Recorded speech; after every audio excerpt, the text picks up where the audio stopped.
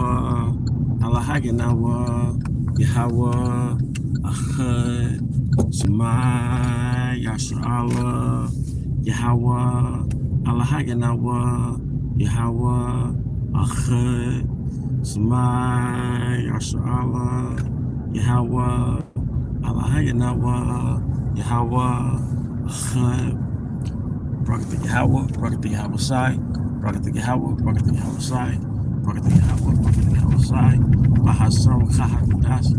I want to give double honors to our elder apostles and elder bishops of Great Millstone Ruel, as well as peace and blessings, health and wellness to the house of David the elect. I was a high spirit when lawyer. Shabbat Shalom. All right. Shabbat Shalom. All right. Because I hope brothers and sisters have a peaceful Sabbath. You know, that's what Shabbat Shalom means. Shabbat goes into Sabbath. Shalom, of course, means peace. And what you'll realize is Yahweh Bahashem outside represents the element of peace. There are so many scriptures that denote peace, all right, when it comes to Yahweh Shai. Because what is he the prince of? He's the prince of peace. All right. And one thing that you value in this world, you learn to value in this matrix in Babylon is peace, inner peace. Because you might not actually have physical peace fully because you gotta work in Babylon. But it's to have some type of inner peace, man. And like the spirit has been getting on me lately to go into the intangibles, you know. But one thing I wanted to get on was health, you know. And this is a journey, you know, myself, I'm always learning something new when it comes to health, you know. But it's very important to pace yourself in Babylon and know how to manage yourself when it comes to a diet or the way you eat in Babylon. All right. I got something called 5S. The spirit got on me to get something called 5S. 5, the number 5, and S, like serpent or sing. All right, 5S. And that represents salad, smoothie, soup out the 7, except for Saturday. Salad, smoothie, soup out the 7, except for Saturday. All right, sometimes the reason why you feel like shit when you get up, you feel like crap, all right, because you might have eaten later than what you should have eaten, and your body is still making the effort to break down and digest that food. And of course, because your body doesn't understand that you have to be at work at a certain time, you're still digesting food, all right before you wake up. And if you have a window of when you stop eating, for example, 6 o'clock in the evening, 7 o'clock in the evening, all right, you'll give your body a large enough window to actually start the digestive process. And when the earlier you stop eating, all right, the better your body the faster your body breaks down the food, or the sooner it breaks down the food, and the more likely you're going to be refreshed when you wake up. As you get older, you're going to understand that the best things in life are feelings. Not feelings like pleasures, but feelings like I feel good, you know. And it's a good feeling to wake up feeling good, to wake up refreshed, to wake up and your stomach is smaller, you know. It's a good feeling, okay?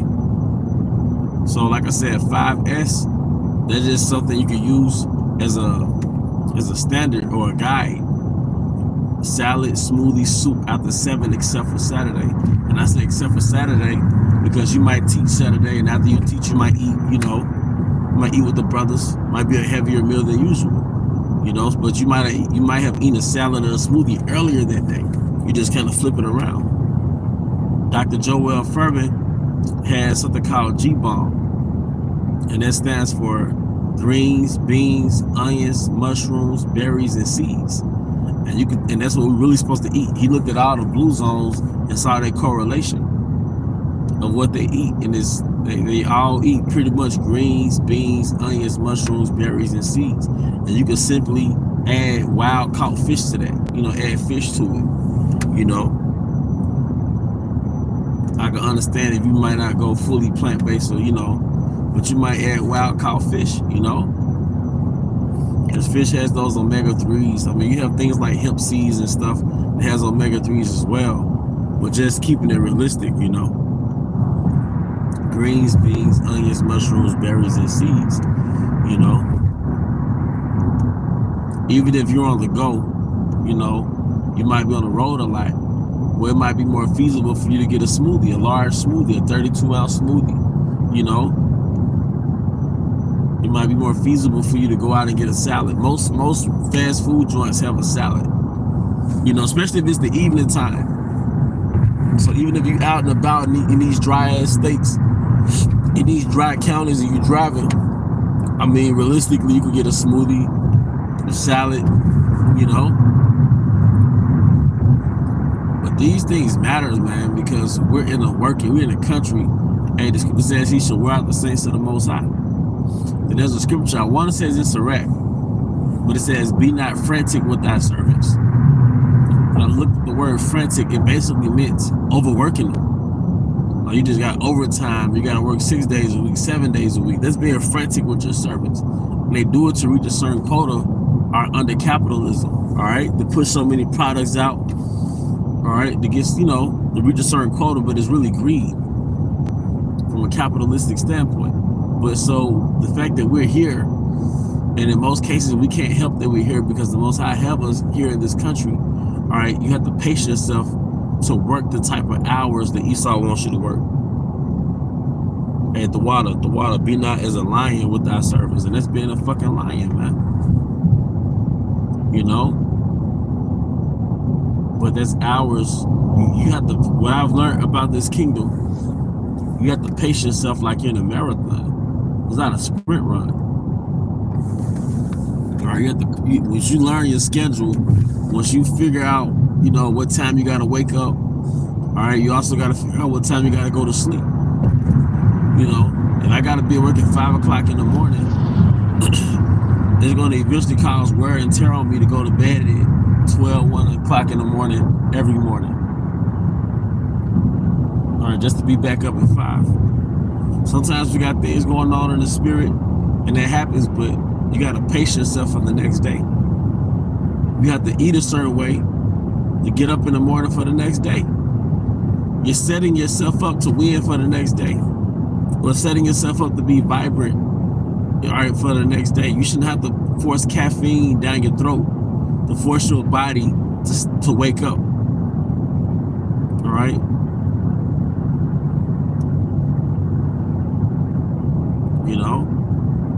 A lot of Americans, they're on these tablets at nighttime, they're on social media at nighttime. But if you could discipline yourself in the little things in life, like discipline yourself, the certain videos I watch, I say, fuck it, I'll watch it first thing in the morning. I started doing that lately, just so I could go to bed on time. I know if I go to bed at a certain time, it'll be easier to wake up the next morning. I know if I cut off my eating time, my eating window, the next day, it'll be easy to wake up on time, man. And all the scripture says in Sirach, a man that eats in moderation, all of his faculties are there, man.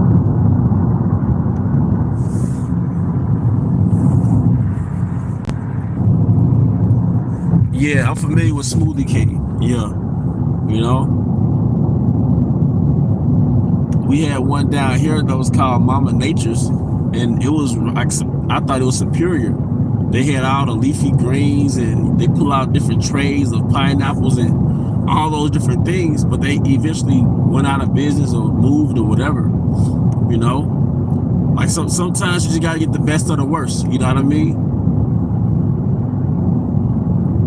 But we talking, hey, you're on the road. I know a lot of brothers and sisters that drive trucks. So sometimes you might go to this, fast food joint and get a salad, especially if it's the nighttime and you got to put something in your body, or like you said, you might drive past Smoothie King, I think we all, like, the smoothies you make are more superior than these places, but when it comes to you on the road, you know what I mean? as opposed to like this chicken joint inside of a gas station. You know, this shit is killing Jake, man. You know, and we all got our vices, but you got to fight to find a better way to treat yourself, man. You're gonna find out that letting go of junk food is a process in itself. Sugar cravings is a if you can overcome a sugar craving in Babylon, man, that's a win. That's a small victory for you. Overcoming a salt craving, excessive salt, man. You can overcome that shit, man. You'll be the average Babylonian is laden with addictions. They're laden with addictions, man. You know? But yeah, 5 at salad, smoothie, soup after 7, except for Saturday. Or for you, it might be Sunday, you know, but just one day of the week where you might eat heavy, you know, but you flip it. So you might eat the salad earlier that day or the smoothie earlier that day. You know?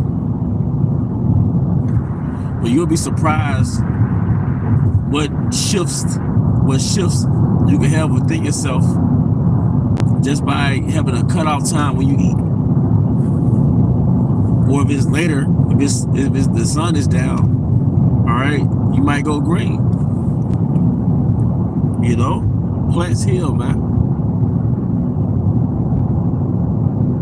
You know, if there's a way you have to be able to maneuver in Babylon, man. You have to be able to move in Babylon because the Babylonian food is deleterious. It'll give you a little short-term energy, but then you'll be tired and sluggish after that. Or you'll eat food that's quick and fast and cheap and available. But now you're worried about, now you got these heart problems. You got all these type of ailments in your body on down the road. You know, maneuvering in Babylon and eating cleaner in Babylon is like a long distance run. You're pacing yourself to win in the long run. You know, you might not go on the extreme diet because you could burn out like that. But if you know, start incorporating a salad a day into your meal, smoothie a day. But when the things you give your body, the things you give your brain, what you give it to your brain, or your brain is going to eventually ask for more of it. Your brain is intelligent. Food is a form of intelligence. So when you give your body this form of intelligence, now your body knows to communicate with you. It's going to tell you, we need to eat more leafy greens. We need to eat more of those fruit. You know? But first you have to expose your body to. You have to give your body to. You have to give that to your body, Salah. First you have to give that to your body for your body to communicate with you and tell you what it needs. You know? A lot of times, when we go on a diet, all right, which really food is supposed to make you live, it's a live it. But a lot of times, the food that we eat when we go on a diet, that's the food you're supposed to eat anyway. You know, you got to change your perception of food. A lot of times, diets fail because you subconsciously told yourself, "I am on a diet," meaning this is temporarily. You're indicating this is temporary. If you change your perception of what food is, then you don't have to worry about a diet. You know?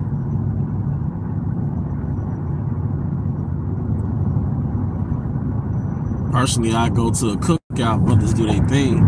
That's when I kind of, you know, splurge. I see it as a feast day. But typically, I don't really eat meat like that. You know? But that's where my journey has taken me. You know? But the key thing, the first thing you want to focus on is ultra-processed food. You know? Because you might go so-called vegan, you know, you might go vegan, right? But if you don't understand that processed food is the enemy, you're going to go through the drive-thru and get those Impossible Burgers, Impossible Whoppers and stuff, and it's still foreign and toxic to your body. You know? So, you know, First of all, we had a dietary law, so there's already leverage. But then you have to understand that there was no processed meat in the ancient world. You know, there was no hormone injected chicken in the ancient world, so you have to eat cleaner. And 70% of your diet is supposed to be green. That's the Mediterranean diet. 70% of your diet is supposed to be green. It's supposed to be plant-based. You know, real meat is a delicacy. All right. Processed meat is a level 1 carcinogen or cancer causing. It has the same chances of giving you cancer as a cigarette. All right, the hot dogs, all this stuff, you know, real meat is a delicacy. That's why the scriptures associate meats with wealth. But there's one scripture that says, better is integrity in a house full of herbs than wickedness or a house full of meats or something like that, denoting that meat was associated with wealth, and it was. That's why King Solomon's daily meal was of meats, because he was a part of the nobility. But in Babylon, we're given processed meat in most cases. Right?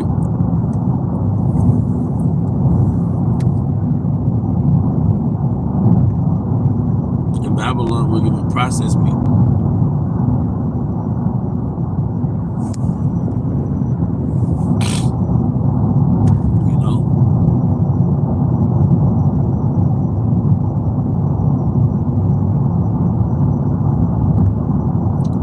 Like I said, this is very important because Babylon is very taxing.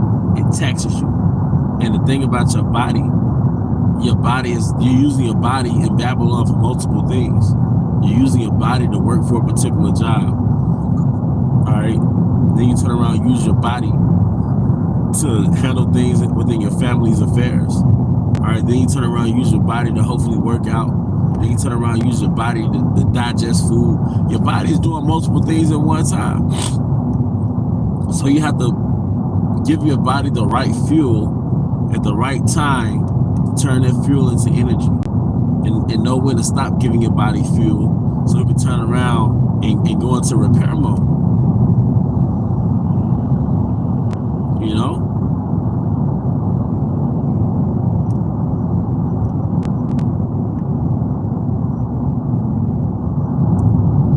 That's the thing in Babylon. We only have one body and we're using it for multiple things, and people are unaware that they're putting trash into their body. The body's trying to digest all this food while they're at work.